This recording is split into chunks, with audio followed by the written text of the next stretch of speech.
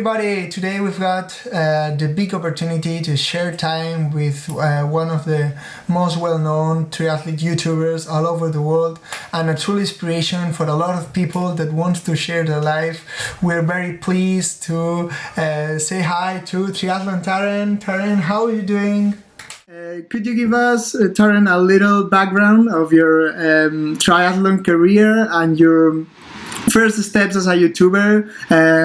Are they linked since you started doing triathlon, or have you started as a YouTuber later on? How are you doing? Yeah, well, thanks for having me.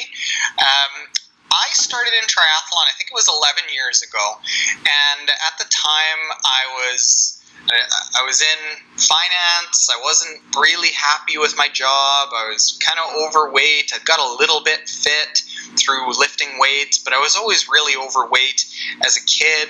I drank a lot. I wasn't really healthy, and I just got into triathlon by accident. I hadn't ever swam much or biked or ran, and I literally had to start by running the length of one house, and then I would walk the length of one house. So like I would run. I could only run about 50 meters. That's about it. And I ended up getting hooked on the sport when I walked up to that start line, and I had those butterflies and felt nervous and excited. I never felt that in real life. I felt that real life at work or in traffic or at night or whatever it was, it wasn't that exciting, but triathlon was really exciting. So that was 11 years ago, and I wasn't good at it. I struggled for a lot of years, gradually lost weight, but it stuck with me, and eventually I got to a point in my career where I wasn't really happy with that job, and I never felt like I had a way to express myself creatively. I didn't have any ability to do anything, interesting and beautiful and create something. So I decided to start making videos about what I was happiest doing, and I was most happy when I was doing triathlon, when I was training for swimming and biking and running. And I never thought that I would do anything besides maybe at most, if I really did well with my YouTube channel, that I would get some free energy bars or something like that. And it would just be a hobby. Yep. And now it is almost to the week. I think a week from today, it'll be 5 years since we published our first YouTube video, and now it's our career. It's what we do all the time, full time. My wife and I, we both work on it full time, and we've got people that help us out all around the world, and got to meet some really cool people and meet triathletes all around the world, and the whole idea is to hopefully help people who might be in that same situation I was in 11 years ago get a better life through triathlon, because it's a great sport that can change lives. Of course, I agree totally. And why do you think triathlon it's getting quite known, and it's gaining space in media, but also in practices? Do you think it's because it's like a magic, has something magic, something that keeps people addicted to triathlon? What's the key? What do you think is the key? Yeah, well, I always joke that triathlon is, you should just take up drugs instead of triathlon, because triathlon, I think it's really impactful. We were talking to somebody last week about saying people who lift weights at the gym, when you say, what do you do for fun? They don't say, I'm a weightlifter. They say, well, sometimes I go to the gym. But if you ask a triathlon, what do you do for fun? They say, I'm a triathlete. Yep. It becomes who they are. It's so important that it's part of their identity. And there are very few things in this world that are right up there with, I'm a banker, I'm a father, I'm a husband, I'm a triathlete. There aren't that many things out there that do that. So it's really impactful that somehow it takes over who people are in such a great way, because it changes who they are. Yeah, sure. It becomes like a lifestyle, no? Isn't it? You have to change your bio of your Instagram just to put triathlete when you started. Yeah. I think. Yeah. Exactly. Instagrammer, triathlete. Yeah. Like very few people are saying like ultimate frisbee player. Like, people aren't saying or golfer or things like that. But triathlete, lots of people write that in their Instagram bio. Yeah, it will be very cool just to see a frisbee professional player changing her lifestyle. Yeah. Okay, so how was the path for you from leading to be a reference for thousands of people that start doing triathlon, or maybe they are doing triathlon for the first years and they are like getting to know this sport? What's the path? Yeah, we started doing just videos without any plan or direction. It was just if I had a video idea, I would make it. And then I did a couple of videos that were about lessons I had learned. And because I'm not a doctor of sports science, or I don't have a master's degree in physiology, I'm not a former pro, the lessons that I've learned tend to be more about what typical age groupers are challenged with. So things like what happens when you cramp on the run, or how do you get your nutrition right? Getting all the basics. That so much of triathlon is meant to help the really fast people be faster. There isn't a lot out there to help the really majority of people, the amateurs out there, just understand, do you need to wear underwear under your cycling shorts? Do you change before you get on the bike? Do you have to use a wetsuit? Like all these basic things that are overlooked, and those are the things that I found to be really helpful, because it was not that long ago that I was wondering about those questions myself. So we started making videos about those things, and the videos did well, and my wife said, I think there's something important here, because it seems like people are really liking this. So we did a few more, and then started realizing that we really loved helping those people that are trying to make a life change with triathlon. And sure, we now have all the fancy technology. I've got a VO2 mask here in our studio, and a fancy training setup, and I go and I get lab testing and all that. And it's fun for me to go through, but I think what drives the sport are those average people, those weekend warriors that are just trying to do triathlon for a fun hobby, to feel a little bit excited about life. Yeah, no doubt on that. And so why do you keep motivate yourself to continuously creating content and training as well, because you train for an objective and then you create content about them. So what do you think? Do you ever thought on giving up about all this, or like there's at times the racing, to be honest, I've always found that fairly easy to be motivated. The trick that I've used is to set a goal for a race that is just a little bit scary. Okay. So last year it was to race my first Ironman distance race. Before then it was try to go faster than 4 hours 30 minutes in a half Ironman. Now it's to try to get to Kona. Something that's just a little bit harder than what I think I'm capable of. And because it's a little bit harder than what I think I'm capable of, it motivates me to work in training. So that's how I've always been motivated to train. And there have been times before this triathlon thing, this Triathlon Taren, like YouTube channel and podcast, were a full-time thing. There was 3.5 years that I was just doing it without anyone paying me, like nothing for it. And that's a lot of work. It's a lot of hard work. And the reason that it got hard to stay motivated is because there were not always, it was hard to be creative every single day. And And what I was finding is we were doing a video on YouTube every single day, and we did that for a little over 2 years. And it's hard to come up with 730 good ideas. So what I was finding is some of the ideas would be good, some of the ideas were not good. But what is more fun now is we've gone down to 2 videos a week, which is a lot easier because I've got more time to think about what's creative, what's a good helpful idea, a good helpful video, what's a topic that people are struggling with. I can be more selective, and that allows me to stay motivated doing it.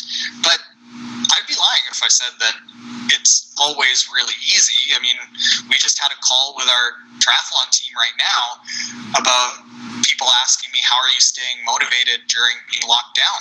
I'm not. I mean, I'm having a really hard time with it, and everyone struggles with it. It's natural to have parts where you're really motivated and parts where you're not. Well, that's we appreciate your time, giving us the motivation to keep training with your videos, and keeping this balance you've said about quality and quantity. So we are getting a little bit curious about which is your most favorite video, the one that has more visits, and why do you think it's that one? The one that has the most views, I think it has 400,000 views, and it's about how to breathe when swimming. And that one has the most views because it's what new triathletes struggle with the most, and it's where most people find us. People will sign up for a race, realize, okay, well, I've got to go learn how to swim, do their first swim, and then go, holy smokes, I can't breathe. What am I going to do? So they start Googling it and going on YouTube, and then they find us because we've got a few videos about how to breathe easier when swimming. And that one is really fun and helpful. I like that one.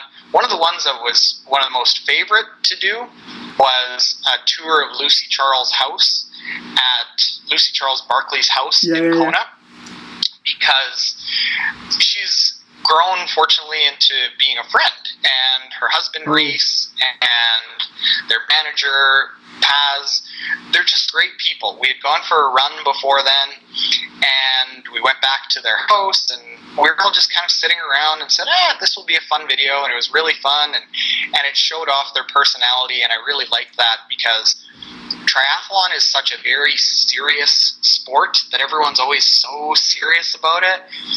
And to see Lucy, who finished second in the world 3 years in a row, one of the best athletes in this sport, being silly and funny and making jokes, and then after we had dinner later that night, she was like a little kid that she's like, I'm gonna go make cake late at night. It was like what you'd expect from a young person after leaving the bar. Like, I'm gonna go make cake. She just went off and made cake, and it's really fun to see that side of people, the personality, because this is all real sport. It's like real people in a sport that I think in some cases takes itself too seriously, and to see one of the best in the world not taking themselves too seriously was really fun. I absolutely think that Lucy is such an inspiration. It's and what about his pain cave? It's amazing when I see the videos on YouTube. It will be in real life, it will be amazing, this place. Oh, Lucy's is great. Yeah, Lucy has a really good one. Lionel Sanders has a really good one. We got to go and tour Ben Hoffman's in Tucson, Arizona in January. His was really good.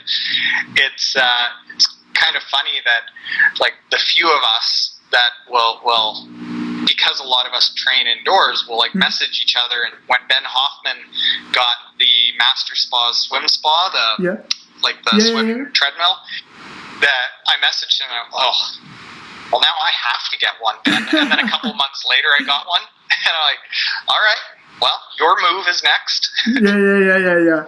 They're adding they have a sauna, I think. he's got a sauna, but I've got a sauna as well.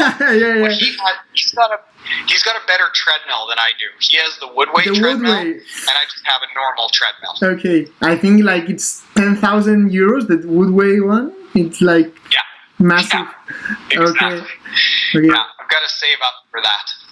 And now, now we're talking about indoor training. I would like to ask you about the recent Jan Frodeno's initiative, the Don't Tree at Home, that was like quite known, at least here in Spain, for raising a lot of money. And what are your thoughts about this kind of initiative? Yeah, I think that it's fantastic. I think that when pro triathletes use their audience and their physical abilities to do a good thing for the world, it's great. One thing that I think people need to keep in mind is that just because Jan Frodeno does a indoor Ironman doesn't mean that everyone should. Something that I firmly believe is that when you talk about Instagram influencers trying to be kind of fake and something they're not, is this little bit of an attitude that everyone needs to optimize this pandemic. Yep. And I believe that it's so stressful and it's so disruptive to everyone's schedules that nobody's going to come out of this a better triathlete. People might come out of it set up to become a better triathlete, but I think that for Jan Frodeno to do an Ironman indoors is great, because Jan Frodeno can do an Ironman and it's not that hard on him. Yeah. It's like a normal training day for him. It's okay. But when the average people, like me and like the athletes I coach and like so many people out there, if they start feeling, holy smokes, like, I'm lacking motivation and it's hard enough just to do a workout every day amidst the coronavirus being out there in the world, and here's Jan doing an Ironman and I'm not doing an Ironman, I think that people shouldn't ever feel bad about that, because we just had a call with our entire team and just about everyone on the team said that they're having a hard time with motivation. So I think that Jan doing that is great. It's very fun to watch. Raised a lot of money for a good cause. I think that it's phenomenal and fun to watch, but people should also look at it from the standpoint of great for Jan, but not everyone has to be doing stuff like that. Do whatever you can. Yeah, absolutely. And well, we've talked about Frodeno. He's a 3-time world champion. He's absolutely amazing. Why do you think Kona keeps having this like iconic place on the top of triathlon? Why do you think it's so special? You've been there. You could tell us from a first-person experience. Yeah, the easiest way to explain it is that everyone you talk to who hasn't yet been there wonders why it's so special. And then once you get there and you've seen it and you've witnessed it and maybe not raced it but just watched it, you understand. And everyone that we've talked to says the same thing, that they say it's special. And then when you say, why is it special? How is it special? They go, it's just hard to explain. It's a feeling. And that's exactly what it's like.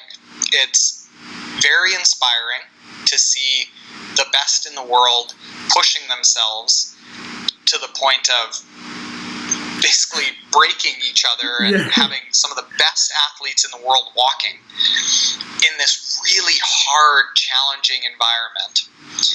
And then also seeing people that are 80 years old or 85 years old, or people with one arm and no legs doing this race. It's one of the most amazing places for athletic achievements that you can ever imagine. And it's right there in front of you. It's 2 or 3 feet away from you being able to touch it, or you're inches away from seeing Jan Frodeno run past you. And the energy of it, where everyone's excited, the entire town and the entire island basically gets excited for it, it creates this magical energy that is like a low level of calm excitement. Okay. It's not excitement like a football or a soccer game that's really wild and exciting, but it's calm and exciting. And when you see it, you want to be a part of it. So I felt it. I've been there 4 times. I haven't raced it, but I want to race it. And it's for that exact same reason. I want to know what it's like to be on that challenging course. Okay. And a person that has raced it and has been there, it's Javier Gomez. And Spain, it's like a reference in short distance triathlon. But do you think like Mola, Alarza, or people that are top end in ITU races will perform with a good result or with a success? They will be successful in long distance? I used to think that it would be very easy for many more short distance triathletes to come up and do what Jan Frodeno has done. Because Jan Frodeno was great, he was a gold medalist, but by the time he left ITU, he wasn't dominant anymore. And then he came to long course racing and he became dominant. He became one of the best there's ever been. But when we see Javier Gomez struggling and Alistair Brownlee struggling and Bevan Doherty struggling and Brent McMahon struggling, I think that it's a different enough sport that I think you can have lots and lots of short course athletes come up and easily do well at a half Ironman, as we saw Gustav Iden. He'd only done 2 half Ironmans in his life, comes and wins the world championship on a road bike. And after forgetting his nutrition, that shows that those 2 races are fairly similar. But I think the long distance race is such a different event that what your body is capable of doing naturally, your genetics is capable of doing, plays a big part. And I also think that short course athletes are so... I think by the time they leave ITU, they might be a little bit burnt out mentally, a little bit less motivated, because I've heard from a lot of athletes that leave the ITU program that they say it's such a hard grind, it's really hard mentally on them, that do they have that motivation to create another career at a longer distance race that they have to go and learn how to become good at, when they were the best at the short course race and then they get knocked down to not being the best. That might be hard on them mentally. So I've always thought until the last year that short course athletes would come up to Ironman and dominate. But it doesn't seem to be the case. I don't know if you know about the PTO, the professional. Okay, so what are your thoughts about this organization? I think it's a great thing that anyone in the world is trying to change triathlon. I think that triathlon is dominated by Ironman, and anytime you get one company that is dominant in an industry, it becomes a monopoly, and they don't have any reason to try to get better. And I'm not going to get into the details of it, but I think that there are a lot of things that, because Ironman is the biggest in the world by far with no competition, you can say that challenge is kind of competition, but not really. It's not even close. That there are a lot of things that Ironman does that are not good for the sport. I think there's a lot of things that Ironman does that are great for the sport, but I think there's a lot of things that they do that they get away with because there is no alternative. And I think that whether it's the PTO or it's something else, I think that change is needed to keep a lot of that good stuff that Ironman has, but change some of those things that I think that are negative. And these are things that are very significant. These are things like the safety of the athletes, that in some cases I've heard horror stories of how athletes have been treated. And when you look into the legal structure of what Ironman has done, they've structured themselves in a way that isn't necessarily safe for the athletes. or in some cases how they treat media, things like that you see companies like Challenge and other races being much, much better to their athletes and their media partners. And I think that Ironman is great, but I think there's a lot that it needs to improve upon. And whether it's PTO or somebody else, I think that a position that Ironman needs some change is a good thing. Yeah, sure. There's there's a lot of money involved on Ironman. So, finishing off with a couple of like more funny questions. What's your this session that says you, okay, I'm done. I'm really at the top for racing. What's this session? If I can do, it's a long brick session. Yep. And if I can do a long brick session that has a really long interval, like a long single interval. So if I'm training for an Ironman, doing a 2-hour interval at about 20% higher than my target power. Okay. So let's say in Challenge Roth last year when I was training for that, I did a 2-hour interval averaging 219 watts, and my target power in Challenge Roth was 200. And then being able to get off the bike and run 8 kilometers and feel good. If I can feel good and not cramped and not like I'm running out of energy, and that run off the bike is at race pace, then I'm good. Then I feel pretty good. Okay, it's similar. It's a big session, similar that some triathletes say that they like to do these like more short brick sessions. Before the COVID situation, which were your objective for this season? I was gonna try to get to Kona. I had half Ironman Galveston that I was going to race last weekend, and that didn't happen. And then I was going to race Ironman Ireland, and that was going to be where I would try to race to qualify for Kona and try to get a time of somewhere just under probably 9:20, and I'd be close. Now I don't know. I might have to try to race sometime in September. But we're also hearing some rumors that if racing does happen, that you're not allowed to race outside your country. So in Canada, that only means that I can race in Mont Tremblant because Ironman Canada is already full.